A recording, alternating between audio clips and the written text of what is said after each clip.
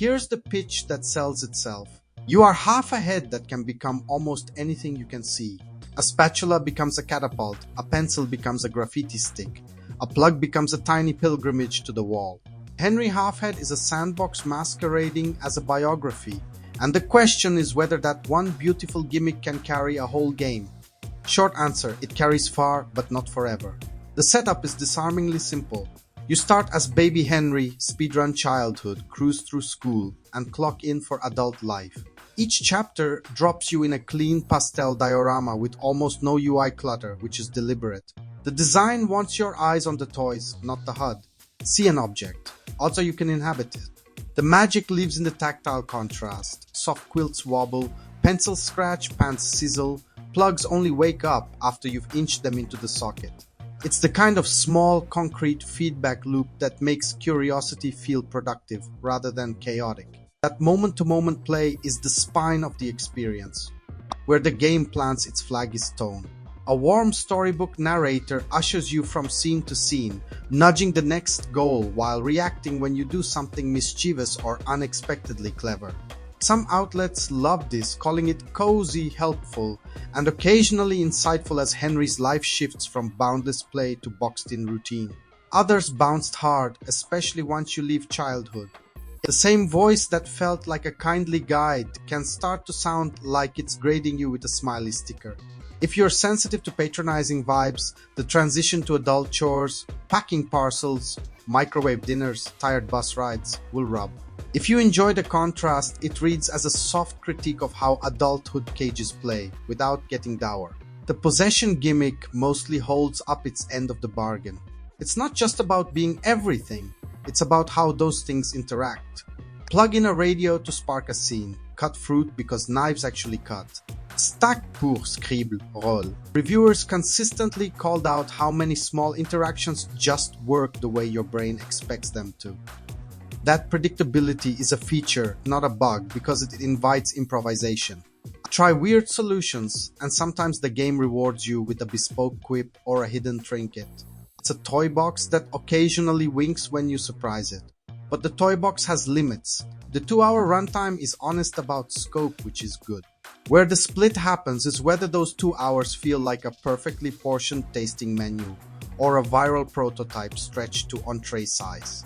On one side, you've got praise for a compact adventure that ends before it repeats itself, plus a local co-op mode where 2 Henrys produce delightful chaos and faster problem solving. On the other, you've got pushback that the core verb never really deepens. Some sequences get repeated with "now be good." Sit still energy that intentionally reigns in the earlier chaos, which is a point thematically, but not always fun as play. Add a few finicky physics edges and the occasional clunky object to steer, and the whimsy can wobble. Let's talk expectations, because this is where people disagree for understandable reasons. If you walked in hoping for a puzzle framework that spirals in complexity, you'll keep waiting for the second or third twist to the rules. It never comes. The progression curve is mostly the world changing around Henry, not Henry changing the world. That's why some critics found the message lightweight. Growing up narrows play, so remember to play anyway. True, sure, but familiar. Conversely, the camp that vibed with it argues that the game is an empathy machine for creativity itself. You are literally inhabiting the mundane, and your agency is to make the mundane playful. It's less a puzzle box and more an attitude. There's also real value in how readable the spaces are. Sparse rooms, soft colors, clear silhouettes.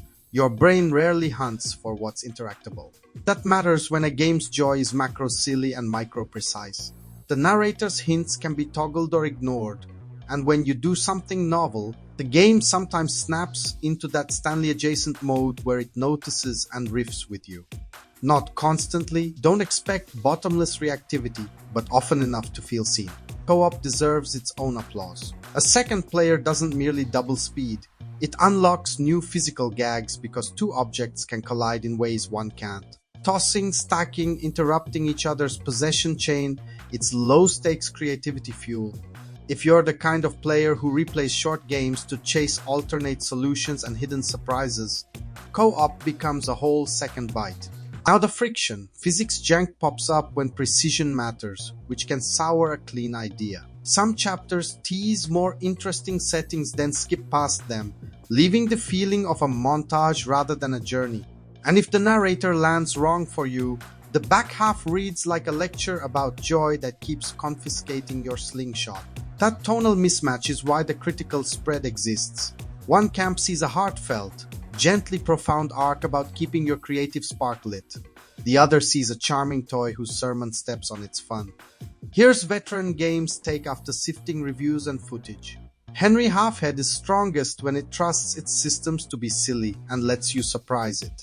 It's weakest when it slows you down to prove a point.